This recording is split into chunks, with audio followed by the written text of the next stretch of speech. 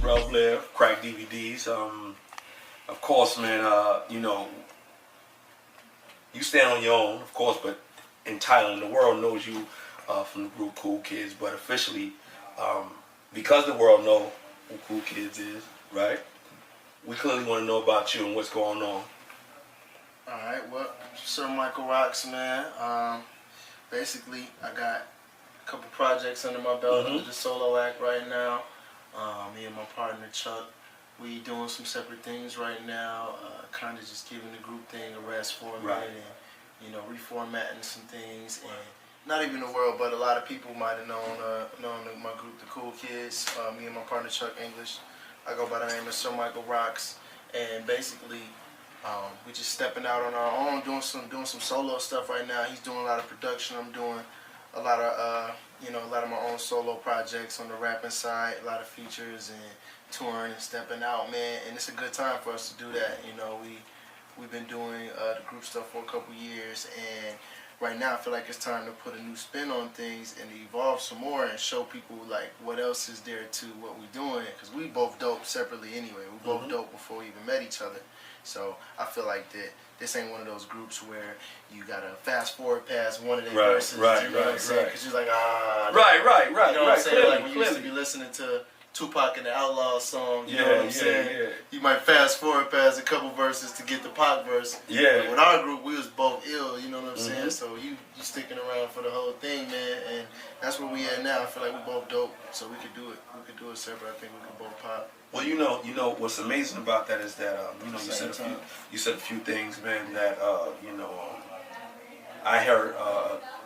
I sort of defined it in the creative edge, and at this current moment, the fact that y'all can still actually be a group and still become your own individual artist is a plus. Now, regarding this project, right? Is it because I'm hearing a lot of different things, and I wanted to clarify. Is it a mixtape album? Are you putting it out for retail? Talk to us about it. Well, it's basically an album, but giving it away for free. You know what I'm saying? I don't want to call it a mixtape because mixtape give you the idea that I'm rapping over instrumentals, right. other people's beats or remixes and shit like that. But it's not that at all. It's all original new stuff, treated like an album, album quality stuff. But I'm just giving it away to build up the buzz for these projects and basically just keep on building to my catalog right now. And then when the time's right, when I want to strike, then I'll put out the album for sale and all that. But I feel like right now there's no pressure for me to do that. I feel like I would rather build up my buzz and have more leverage. When I start going in trying to make an album, I have way more leverage if I'm already coming in with a strong base of my own, in addition to my original base and the group stuff. I'm making on my own base too, which I think shouldn't be no problem, man. I'm willing to take the time and work on it. So, I think it's a smart idea, and I don't think I have much trouble with it. On the solo side, what's this your second project? Third. Excuse me. Give me the title. Actually, this will be the fourth. I just put the third out in April. So this will be the fourth one. It's called Lap of Lux. Okay. Yep, Lap of Lux. It'll be available August 2nd. Give me some of the other titles, the priors. I've had Lap of Lux. I had The Rocks Report, Premier Politics 1.5, which was like just more tracks from Premier Politics that I couldn't fit on there. Right. And altogether, this would be 4 projects coming out with the Lap of Lux. And so, this independent route, are you looking at eventually getting with a mammoth company? Yeah, definitely. I'm definitely just building up my buzz right now. You know what I'm saying? I've been in the indie world for a while, and I know the ins and outs of it, and I know how to maneuver within a machine as well if I link up on one. And for the level I'm trying to go to, I definitely am going to need the big machine behind it, and going to need that big platform to do so. So I think I'm definitely going to reach for higher grounds after this project. The indie stuff is cool, and it taught me the sensibilities that I need to succeed in the major world. You know what I mean? But I feel like unless you got a huge investor behind you for the indie projects, you're gonna need that major. Of You know what I'm course. saying? You're gonna need that. You're gonna need that platform. You're gonna need that funding. But what indie grind teaches you to do is how to maintain your own entity. It teaches you how to maintain your own presence, how to maintain your own money, how to keep track of all your own things, and how to like be a leader of your team, how to drive your own car. You know what I'm saying? Love it. Because there's artists over in the major world that are in full control of what they do, and I see it every day. So it's not as if it's not impossible. It's not, and then there's artists over there that's slaves as well. Right. But so you get a little bit of both depending on your situation. Each situation is like depending on who it is and what you bring to the table. As far as the the music that you've been putting out, how has your fan base been taken to it individually? Because of course your fan base is fickle. They want the group. And of course your fan base clearly know each individual does his thing lyrically. So how have they been taken to you?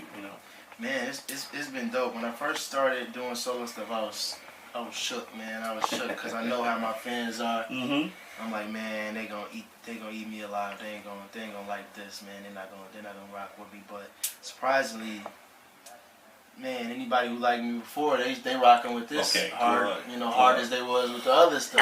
You know what I'm saying? I actually had somebody come up to me and tell me with a group of his friends, he was like, man, like the thing about you is every time I think that I've like outgrown y'all music or outgrown your sound or your content or your lyrics or something, you come with something completely different and I fall in love with the music over again. You know what I'm saying? So in a way, I feel like my fans evolve with me and they growing with me. You know what I'm saying? Like I feel like they've been on this ride with me and they growing up and maturing and seeing new things and evolving too, just like I am. So we kind of always meet each other at the same time. We always on the same level, man. I never really leave them behind. And they never really outgrow me. So you pay attention. You pay attention. I pay attention, and I'm just growing naturally. Man. I'm just naturally, evolving, and the same way everybody else is, man. You see the clock. Of course, it don't. You're evolving whether you want to or not. You know what I'm saying? You're growing whether you want to or not. The clock don't slow down. So I feel like my fans do the same thing with me. So they growing too, and they got different tastes and different wants and needs like I do, and I feel like everything is happening all at the same time with us. So I've kept a large amount of my fans that was rocking with me from the group stuff into the solo stuff now. So it's been a good ride. Regarding that, let's get down to the album itself, which will be dropping in the next few days. Yeah. Is it and I'm gonna ask this, man, and don't take it to heart, but a lot of times artists, they put their solo debut out, which is not yours, and they have it becomes a compilation. You dig what I'm saying? You hear more of other artists as opposed to you yourself. Right. Tell me, is it majority you, or tell me about some, what's going on? Yeah, I was very careful with that, with the features thing, because I was very conscious of what you're saying about that too. A lot of people do that, but on my project, I got a few features, but of course. You know what I'm saying? Like it's So are they grassroots? Are they grassroots from your town? It's all cats that I know. You know what I'm saying? Couple big big names on there. Couple new guys on there that I'm bringing up. But for the most part, it's mostly me. And I was very careful of that. I'm glad you brought that up. I was very careful to not overdo it with the features and all that, man, and make sure that I'm showcasing what I could do. You know what I'm saying? Showcasing who I am and letting people get to know me. So I kept it cool on the feature side for this one, man. I felt like it wasn't the time to just be overloading stuff and features down everybody's throat. You know what I'm saying? So I think that I maintained a good balance with that. Beautiful. Is there an artist on there specifically that you wanted to always work with and you got a chance to get him on this album? Man, I got Jeremih on there. I always like working with Jeremih, man. We did a couple projects together, a couple songs together previously, and it's always good when we connect. I always feel like we're about to make something that's gonna get people grooving, man. And the one we got on here now for this project on Lap of Lux is nothing short of that. You know what I mean? It's a real like. It's catchy, but it's like fun, man. Like we made some fun shit that's make you feel good, and that's all I ever want to do is make something to get everybody nodding, make everybody feel good, and make memories to the music, you know. So I always like connecting with Jeremih, man. That's my homie from back in the Shy. You know, we went to college together for a little bit and stuff, man. And I think it's always just organic and it's always just quality music when we There cook you up. go. In closing, man, is there any other business ventures that you eventually want to get into or are involved in at this current moment? Yeah, man, I do a lot of designing as far as like clothes and you know, different styles go, man. I wouldn't be nobody's stylist and nothing. I'm kind of stingy with the style. I kind of be trying to make the style for me first, Of course, and then of give it course. to everybody else later, man. But yeah, I do a lot of designing for this brand called Mariani that a friend of mine, his father actually owns, and you know, they've been just working a lot of high-end stuff for a minute. I do some designing for them, and you know, just kind of keep shit fresh, keep the youth in there, and keep the flavor in it, man. I'm working on writing for a few people. You know, I'm always into production and everything too. So right now it's just, you know, it's just the time to work and really enjoy what I've been doing, man. I'm having like the most fun that I've had with this so far. You know, I don't know I just feel a little more confident in what I'm doing and more comfortable now in what I'm doing. So it's just been a lot more fun than I've had. Well, continue to have a lot of fun. Much luck and success on this your new project. So I woke up from a dream of me and the team, touching cream like a scene from a drug movie. Was playing clean till I seen you need a machine. I swear to watch the money move is like drugs to me. Popping up in that Porsche house.